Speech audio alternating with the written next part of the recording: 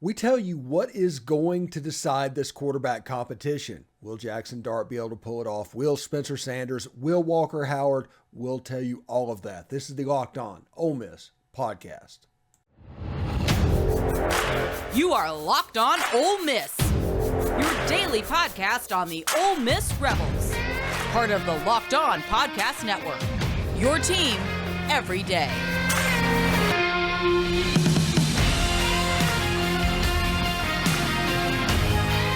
Welcome to the Locked On Ole Miss podcast. I am your host, Stephen Willis. Thank you very much for tuning in today. Hey, if you go onto the channel, the weekend preview is up for the baseball team. It's finally there. Defending national championship, trying to defend their title, starts this weekend. Also, thank you very much for making the Locked On Ole Miss podcast your first listen every day.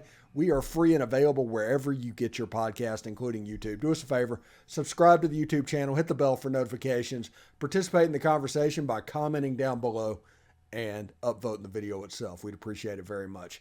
Now, Spencer Sanders and Jaxson Dart and Walker Howard are about to engage in an epic quarterback battle, and the reasons why are incredibly simple. We've heard people all over the dial on the internet say, why would Ole Miss do that? Well, the answer to that is incredibly simple as well.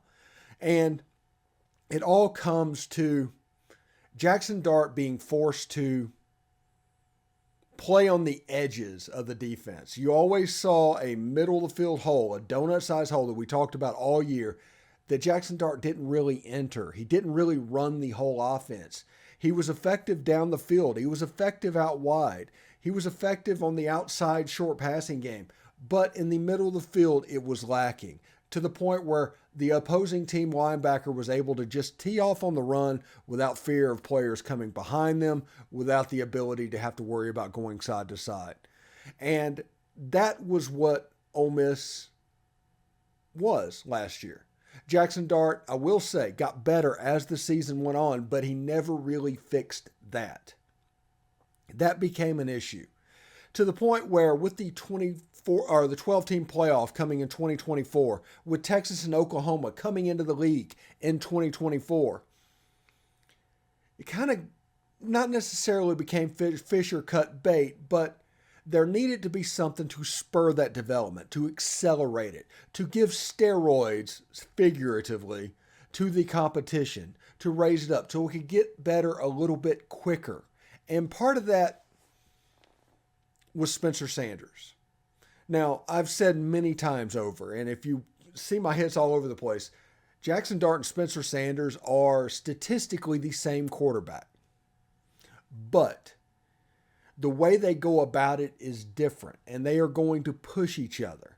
And that is going to get us to that chosen outcome of whether if Jaxson Dart comes in and can run the offense and be good in the middle of the field and do the things that Matt Corral did in 2020 and 2021, this is a first-round quarterback. Jaxson Dart is a five-tool player. He can do absolutely everything, but he needs to be confident in that area of the field and in these small windows and not making mistakes and turning the ball over.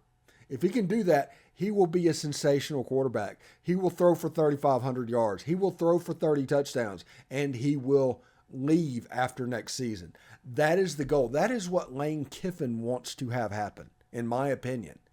That is something that he wants to have happen. And the alternative is Jaxson Dart doesn't develop. What we saw against Mississippi State kind of slowly and methodically keeps moving forward. And if that happens, Lane Kiffin's worst nightmare, in my opinion, is Jaxson Dart wins this job and it's just an average. He has another average so-so yawn season to where he throws for 2,700 yards, where he throws for 20 touchdowns, where he throws for 10 interceptions. And he comes back the next year, because then that is where the problems are going to lie. And I don't know if Jaxson Dart, even if he wins the job in 2023, when it comes to 2024, I don't know if he's going to win that job that year. I don't know if they're going to sign up for that ride 3 times in a row. Again, it's nothing against Jaxson. I'm just talking, he needs to develop. It needs to be a comfortable thing in the Ole Miss offense to where it runs smoothly, where all facets of everything is done in the offense. Because In this offense, it's real simple. Side to side, you see the jet motion all the time. Ole Miss was unable to run the jet sweep because of the center exchange problem early in the season. So as it went on, they didn't run it that much. And that meant the linebackers didn't have to go left or right. Quinshon Judkins still had a heck of a year. They were completely focused on him. He ran for 1,500 yards. But this is the thing that's interesting about this. The not using the middle of the field in the passing games mean the linebackers didn't have to go back. They could tee off on the line of scrimmage to stop Quinshon as the end of the year went. Mississippi State had 14 tackles for loss. Texas Tech lived in the backfield, and that is because they didn't have to worry about receivers behind them. When this offense is kicking at all cylinders, and this is a little bit in the weeds to everybody, but you have the jet sweep to force a left or right false step in the linebacker. You have a tight end or a slot receiver to worry about in between the linebacker and the safety area. You're worried about that. So you might false step back. You can't tee off, which could open up the run. And Quinshon is such a good running back of taking what was going to be a straight on tackle and turn it into a glancing blow. And if it's a glancing blow, he can turn that into a miss, all because of his lateral movement. It is elite. It is fantastic. It is why he is the player he is. It is just watch him play. Highlights of him coming to the line of scrimmage. Highlights against Texas A&M to where it was one-on-one on the hole. Texas A&M could make the tackle.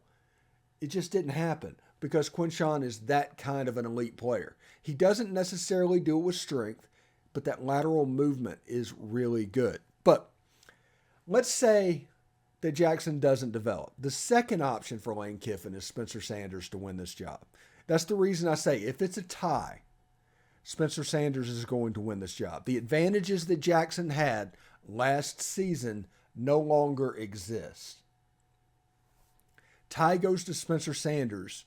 If Spencer Sanders wins the job, he graduates after the year, goes on to the NFL, the USFL, the XFL, Canadian Football League, whichever one, and tries to make it, starts his career, so to speak. I mean, he's like a 24, 25-year-old married man at this point.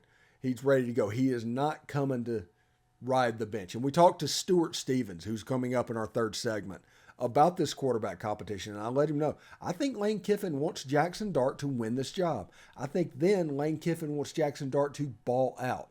That is what he wants. He wants this to be run the way that it's meant to be run, because if it is, this offense has a chance to be really successful. So Spencer Sanders is brought in almost as insurance to that, because this year they're going to try to work, and they're going to work overtime to make Walker Howard ready for 2024. And we're going to talk about jersey numbers in the second segment. Walker Howard's number, Chris Marshall. Really interesting. Josh Harris, actually, interesting as well. But that's something that we can pay attention there. Also, in the second segment, we're going to talk about Kevin Smith coming home to Ole Miss to coach the linebackers. Markwell Blackwell went to Texas A&M. That's fine. We just bring back an ace recruiter and an excellent football coach that took Snoop Connor and Jarrion Ealy and made them one of the best backfields in the SEC. And now you give him Quinshon. Now you give him Kedrick Riscano. This guy has a chance to do some damages as if it comes up. Anyway, today's show is brought to you by FanDuel. The midway point of the NBA season is here, and now is the perfect time to download FanDuel. It's America's #1 sportsbook, because new customers can get a no-sweat first bet up to $1,000. What does that mean? That means bonus bets are available to you if your first bet doesn't win. It's almost like an insurance policy. It's a win-win. Just download the FanDuel Sportsbook app. It's safe, secure, and super easy to use. I realize Mississippi, you have to go to a retailer, a casino to actually sports bet. But if you go to Tennessee, you can download the FanDuel app. If you go to Louisiana, you can download the FanDuel app. And they can be a part of your normal routine anyway. There's a lot of people that live in that coastal area and the Memphis suburbs as well. So you can bet on everything from money line to point scores to threes drain. Plus, FanDuel even lets you combine your bets for a chance at a bigger payout with the same game parlay. You want the money line. You want Seth Curry 7 threes. You want Jamon Green, 3 fouls. You can bet that on FanDuel as well. So don't miss out on your chance to get your no sweat first bet up to $1,000 in bonus bets when you go to fanduel.com/lockedon. That's fanduel.com/lockedon to learn more. You can make every moment more with FanDuel. It's an official sports betting partner of the NBA. All right, thanks again for making the Locked On Ole Miss podcast your first listen every day. Make sure you check out our brand new podcast, Locked On College Basketball. It's got everything you need to know about college basketball in one place. I'm thinking in a couple of weeks it could be really important for Ole Miss fans as well. So, plus you get to hear from big name experts, insiders, coaches, and players. It's Locked On College Basketball. It's available on YouTube and wherever you get your podcast. This is really cool. Really cool stuff. That Locked On show is really interesting. Now, you look at, what's his name? Kevin Smith, the running backs coach, coming back to Ole Miss. He left after last season, took Henry Parrish with him down to Miami. Henry Parrish became the leading rusher for Miami, but Kevin Smith is coming back. Now, that's big. He's the guy that recruited Quinshon Judkins. He did not leave until after Quinshon signed. All of this was open. They knew what was going on. This match will be made in heaven. Kevin Smith did a fantastic job with Snoop Connor and Jarrion Ealy in the first 2 years of the offense. It will allow it to function in a way that is honestly better than it did last year. You had so much new last year. You had Charlie Weiss Jr., who with Lane Kiffin has experience, but he was new to this series. The first time he saw an Alabama defense, that stuff. So I expect Charlie Weiss Jr. to get better. Marquell Blackwell, I claim he was a rental for Zach Evans. He comes in. So those two coming together with a run-heavy offense could be quite beneficial. Now, Charlie Weiss Jr. at FAU, his first year, the team went 6-6. Just didn't work for whatever reason. The next year they won the conference championship and Lane Kiffin got the job at Ole Miss. So nobody go directly off of last season's results for any type of indicator for this season. There's a lot of talent on this team. But I'm really excited about Kevin Smith coming back and coaching the running backs at Ole Miss. Now, let's talk jersey numbers. All the transfers were assigned their jersey numbers. And the really interesting one is number 0 going to Joshua Harris. That number was worn by Tysheem Johnson. Joshua Harris, the big old space eater in the middle, is going to wear number 0. That'll be fun. Spencer Sanders, number 3. That's expected. John Saunders is going to wear number 5. Zamari Walton will wear number 6. So Zamari Walton, the 6'4" corner, is going to look a lot like Miles Battle out there wearing the number 6 jersey. This one is interesting to me. Walker Howard is going to wear number 7 at Ole Miss. His father wore number 4 at LSU. He wore number 15 last season at LSU, or number 14. One of those two. And the other one he wore in high school. So I got a little bit confused there. But Walker Howard is going to wear number 7 at Ole Miss. Monty Montgomery, who wore 7 at Louisville, is going to wear 8. Trey Harris, the receiver from Louisiana Tech, is going to wear number 9. Jeremiah Jean-Baptiste is going to wear number 11. I think he wore number 1 or number 10. I think he wore 10, actually, at UCF. And obviously that number is retired at Ole Miss. Chris Marshall is going to wear number 12.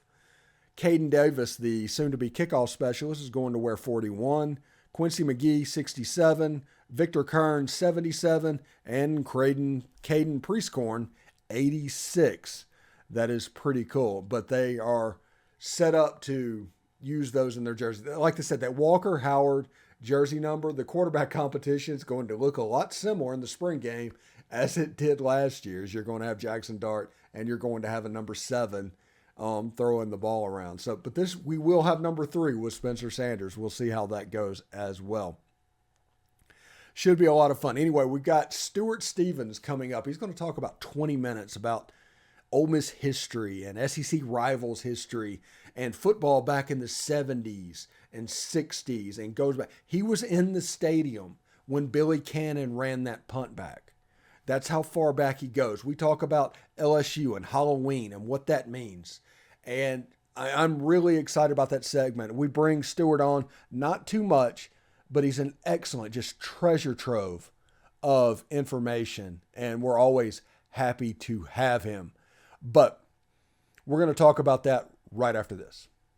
All right, thanks for making the Locked On Ole Miss podcast your first listen every day. We are free and available wherever you get your podcast, including YouTube. Do us a favor, subscribe to the YouTube channel, hit the bell for notifications, and of course, upvote the video itself.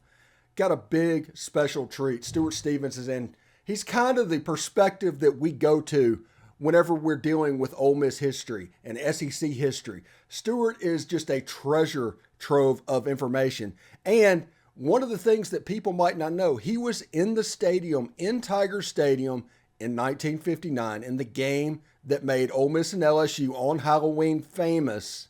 And now I'm talking about, hey, the SEC needs to get this game back to Halloween. How you doing, Stuart? That's great. Yeah, that was an amazing night. I was a kid. My dad had gone to Ole Miss. My grandfather had gone to Ole Miss. My mother had gone to Ole Miss. My mother came to Ole Miss from LSU to start the Kappa sorority. She opened the first chapter. That was how she ended up, and as she used to refer to it, the wasteland of Oxford, because she came from New Orleans. Yeah, that was an amazing game. I mostly remember it because, there were all these drunk LSU fans, like some in costumes and being terrified. But what I remember so vividly about it is driving back to Jackson with my father. I don't think he said a word the entire drive. And from then, those days to drive from Baton Rouge to Jackson, I'm sure it took a lot longer than it does now. But it was, I love those rivalries. And it's so much of the essence of college football. It's something you'll never have in pros, that as personal a rivalry. Yeah, it's almost, and even though players might come from everywhere else around the country, and the starting quarterback from Ole Miss is from Utah, but at its core, at its whole, like Ole Miss versus anybody, it's a civic game. It's our guys against your guys, and it really doesn't matter where they're from, right? 100%. Yeah, 100%. And I've been fascinated by the role that college sports, particularly college football in the South, played in changing our society. The way I think it played a role a lot like rugby did in South Africa, from what I read. It's the first time like blacks and whites cheered for each other and meant it. And I think that's just fascinating as a collective civic experience of bringing people together. Which is the essence. I mean, homecoming is means sort of a resonance of coming home, of going back. It's more than just going back to where you went to school. It's a sense of, coming back to this place that means something. And in my family, when I grew up, we still had a lot of games at Memorial Stadium. And we lived in Belhaven. You could walk to Memorial Stadium, which, I did many times with my dad. And you would hear the games. It was so cool. But, my parents were big party goers, just like good Ole Miss grads were. And we, before all these games, like before the Arkansas game, they'd have like a big hog roast. And this was such a, part of my growing up. And that's when we had bootleggers, so like bootleggers would come. And it just became such an imprinted part of my past, which is why, I wrote this book called The Last Season. When my dad turned 95, I was in 2013. I had worked in the Romney campaign in 2012. There you go. And if you haven't heard, we lost. And I had just turned 60, and I was kind of, I've been involved in presidential races. When you win and you lose, it's a lot. You kind of ask yourself more questions about life when you lose, like, why, what happened? What did I do wrong? And we decided to go to all the Ole Miss football games in the 2013 season.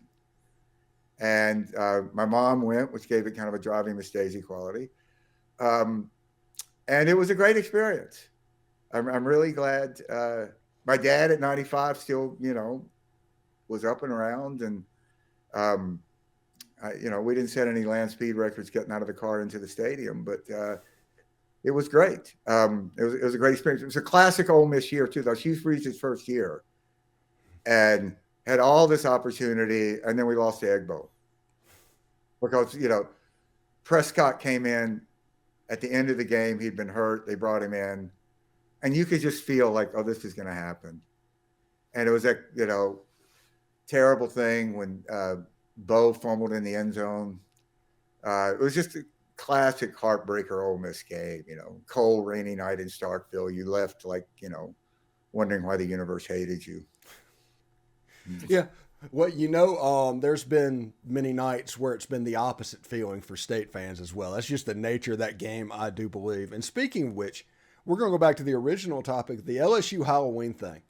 Is that a game that you associate now with Halloween? Is that something? Am I crazy with? Oh yeah, absolutely. No, man, because it was that whole, the fog on the field, this whole sort of like, and at least to this kid, Tiger Stadium was kind of like the ultimate haunted house that you were going into, and it had this legitimately spooky feel to it. And this sort of sense like something weird is going to happen here. And it'd be so great to get that back on Halloween. This is, it's a legendary game for a reason. Yeah. And it's one of those games that like Ole Miss will always be associated with. I mean, and LSU fans will tell you that they don't have a rivalry and they'll try to be cool. But Ole Miss has went down there twice in the last decade, 7-0, and LSU has stormed the field both times. This game means something to them as well. Listen, brother, I listen to your podcast I do all the time, but I listen to it all that week before the LSU game. And you called it. It started so great. And then when it started to go south, I was like, oh man, Steven's right. This is not going to be good. Yeah. And it ended up a lot worse than any of us could have imagined. I just, and they stormed the field. Mm-hmm. You don't do that, it's not a big game. Yeah, it's like I tell people all the time, like the Auburn people that constantly end up in my thread on these YouTube videos. It's like, if it's not a rivalry and you don't care, then act like it. Act like you don't care. Yeah. So... But, there's other rivalries that Ole Miss could get back whenever this schedule is done, sort of get back. There's a game, historically, Tennessee has been a decent game. The division's kind of ruined that, and they hadn't played but like 5 times in 25 years. But Tennessee every other year, that's going to become a big game. Georgia every other year. That is a team that Ole Miss traditionally has played a decent amount of time. What do you feel about the chance to get these games at least semi-regularly back? I think it'll be fantastic. I went to I guess it was the last Georgia Ole Miss game when Georgia was at home in Ole Miss, and Ole Miss beat them. That would have been 2016. Mm-hmm. Yeah, 2016. I remember it was the hottest day. I thought I was going to die. And I couldn't imagine these guys out there playing. And that was Kirby Smart's first year, I guess. Mm-hmm. And I look at that game, and Ole Miss won easily. And, I had a bunch of buddies that went to Georgia. I saw them in the Grove before. And they were like, we're going to lose. We're not very good anymore. And I think about that when you think about how Kirby Smart has turned that around. Mm-hmm. I mean, that's really astounding. And really goes to the difference a coach can make. But that was when I was growing up, that was one of the great rivalries. I mean, we used to drive to go to that game. And just the whole, that's such a great stadium where they play, and that whole intense feeling about it. That's a tremendous, as is a Tennessee rivalry, mm-hmm. which is why it was so heartbreaking that Peyton went there. It was it bothers me less that like Arch is going to Texas, but to go to Tennessee, particularly at that time, when Tennessee was a big rival, still smarts. Yeah, it's absolutely weird. And you talk about Georgia. I remember whenever I was a kid in the 80s and the 90s going and seeing Vince Dooley teams and Lars Yeah. Tate and Garrison Hurst. I mean, every other year they were in Vaught-Hemingway Stadium and their band playing like Jeremiah was a bullfrog and the different really specific things because their Redcoat band is really specific. In this age when it seems like half the bands play the same stuff, they were very unique. And it'll be nice to have that back in a semi-regular time, even though Georgia right now is honestly what Alabama was 10 years ago. Yeah, we'll see how great that's going to feel after we play them. I mean, just as tell me there's reason to be hopeful that we could be either Georgia or Alabama at home this year. I just want to. I want to live in, at least if it's a fantasy, I want to entertain that fantasy so my life is happier the next year. Oh, you want to know what it's like to be Stephen Willis? I can do this. I've got this. This is teed up for you. All right. Alabama, we get them in September with a new offensive coordinator that's 30 years old and a new defensive coordinator that we're at least somewhat familiar with, but it is going to be new. You have a head coach that is very familiar in what Nick Saban likes to do and a defensive coordinator that has spent the last 5 years with him. So you want to get Alabama in September, as supremely talented as they are. The timing kind of sets up for Ole Miss next year. If Ole Miss is going to get them, they can get them. They just don't need to lose to the laundry. They don't need to lose to the helmet, which Ole Miss does with Alabama for whatever reason from time to time. I've seen Deuce and Ealy go over there and just get embarrassed against teams that they had no business losing to. Against Georgia, the only thing I've got, I don't have much on this one, is Mike Bobo is the new offensive coordinator. Todd Monken is going to the NFL, so the offense is going to look a little different. No Stetson Bennett. So if there's a situation where the defense, which is always going to be good, is a little bit off, is the offense going to be good enough to pick them up? That becomes the question there. Georgia, a little bit less. I think Alabama's gettable, though. One other question you probably don't want to answer. At that Georgia game, who's going to be the Ole Miss quarterback? I think Jaxson Dart's going to be the quarterback. Yeah. I'm going to do a show in the next couple of weeks of how I predict this quarterback competition to go out. Oh, great. I love that, man. I think Jaxson Dart's going to win the job. Walker Howard's going to be the backup, and Spencer Sanders is going to be the third guy. The loser between Jaxson Dart and Spencer Sanders is going to be the third string quarterback because Walker Howard, immense talent. He's basically, if you watch him on Huddle. I've never watched it. Is he really that great? Yeah. It looks like you're watching Matt Corral film. Yeah. And they're going to get him developed and get him ready to go because this is what I think they want. And I've said this over and over again. I think they want either Jaxson Dart to win the job, really kick butt and go pro after this year, or they want Spencer Sanders to just win the job. So in 2024, it becomes Walker Howard's job. I really think they're wanting to part the Red Seas for this guy. So obviously Spencer Sanders bet on the latter scenario. Mm-hmm. He come to sit on the bench. Yeah, if you look at them statistically, they're the same quarterback. They throw about 9-10 picks a year. They throw for about 3,000 yards. They run for about 6. Statistically, it's uncanny. They do it different ways. And Jaxson Dart needs to figure out how to get the ball out of his hand quicker and use all parts of the field. And I think Spencer Sanders is going to pressure him to do that. I got to ask this. What was the conversation like between Lane Kiffin and Spencer Sanders to get him to come to Ole Miss? How does that go? What did he say? At that time, Walker Howard had not committed, right? Or had he? No, Walker Howard committed first. Yeah, Spencer Sanders came in on top of that. How does that conversation go? I just think Spencer Sanders, he's a 4-year starter at Oklahoma State. He's a former Big 12 Freshman of the Year. He's probably an immensely confident dude like quarterbacks at these Power 5 schools are, and he just thinks he's going to come in and win the job. I honestly think that's it. I don't know if there was that much to sell. I think he likes the offense and what Lane Kiffin does once it gets going. Lane Kiffin probably showed him film of Matt Corral and said, "This is what we want to do. Can you do it?" And Spencer Sanders like, "Yeah." Yeah. Wow. You know, Well, I mean, it is. I know this is off topic, but it is the most talented quarterback room in my lifetime. Probably the last time it was this talented, Glenn Griffin and boys were patrolling the quarterback room at Ole Miss. with Jim Weatherly. Yeah, those guys was the last time Yeah. it was this stacked. Wow. So yeah, it's going to be interesting. But here's the key, in my opinion, on this quarterback competition: is we can't do what we did last year. We have And to let 'em- have it yeah, settled by week 3. You know, I remember you saying this at the time, and it never really made sense to me until you saw how much better he got. And then by playing, I mean, you knew that was going to happen. I didn't really get that. And then you go back and you say, okay, if that level had played earlier, what level would he have been, for those last games? It's a really good point.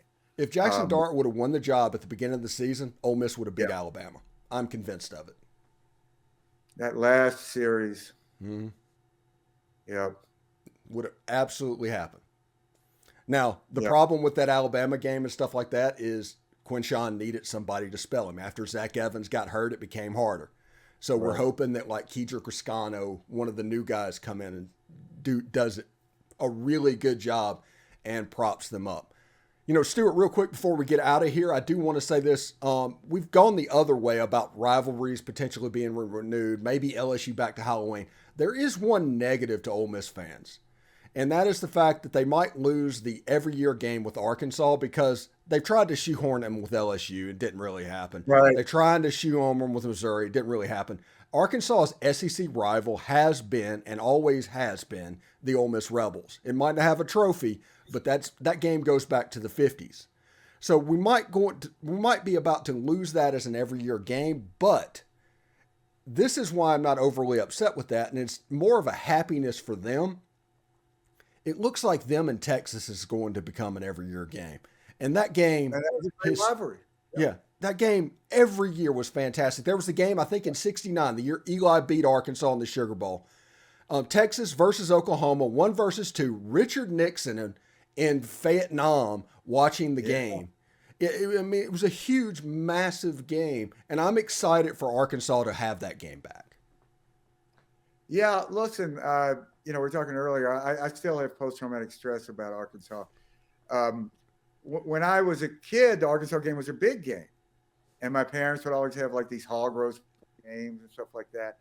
And one of my father's like favorite sayings, like, the hogs are tough. The hogs are tough. And they always were.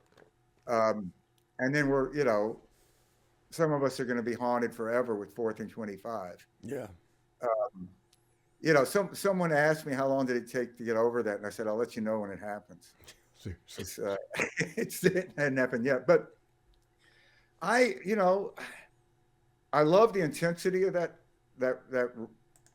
how much they love their football program. And that's one of the things I loved about this last season. I loved seeing Tennessee come back.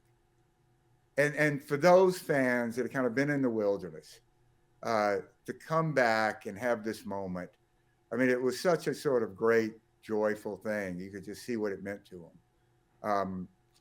And that's the essence of college football, that you just will never get on a pro level. That's sort of what it means to a wider audience, or wider civic thing, that is so great.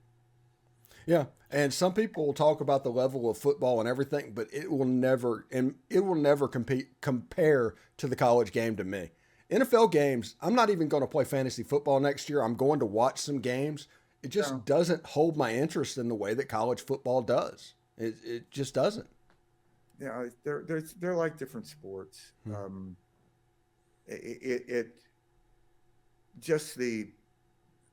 What it means to lose in college, I think, is so much greater than what it means to lose for the pros. But for one thing, a lot of these guys, they'll know they never play football again. That are on that field. Which I think was kind of the heartbreak of the way Ole Miss season ended this year. I just felt so sorry for those seniors, that they could have gone the other way. But, we're undefeated in 23. Exactly. Anyway, Thanks for making the Locked On Ole Miss podcast your first listen every day. Make sure you check out our new brand new podcast, Locked On College Basketball. It has everything you need to know about college basketball in one place. Plus, hear from big-name experts, insiders, coaches, and players. Locked On College Basketball, available on YouTube and wherever you get your podcast.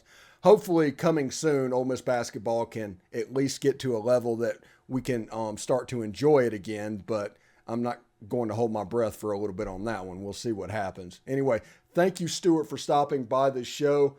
Thank you, Gene. I love the pod. I listen to it all the time, brother. Yeah, we're going to have you back. Like I said, you are our perspective about all things Ole Miss from back in the day. The stuff that I don't know, I consider myself an encyclopedia, but the problem is I bought like a 1994 volume, so it doesn't go back enough. Like the earliest, my first game was Steve Sloan's last game. If that tells you. I think the golden age of sports for a person, it's always the first time you became interested in the sport and your team won. Mm-hmm. That will be forever in your, mental memory and psyche as the golden age of sports. And for me, it was, the 62 era when that was like the most incredible for so many reasons year. It's great to see Ole Miss football back. Yeah. Mine was immaculate deflection. I was in the stadium, Memorial Stadium that day. Wow. And also in Oxford when Cassius Ware almost killed Eric Zier. Those are my two moments. Okay. Yeah. All right, brother. Anyway, take care, buddy. Hope to see you again. Good to see you. All right.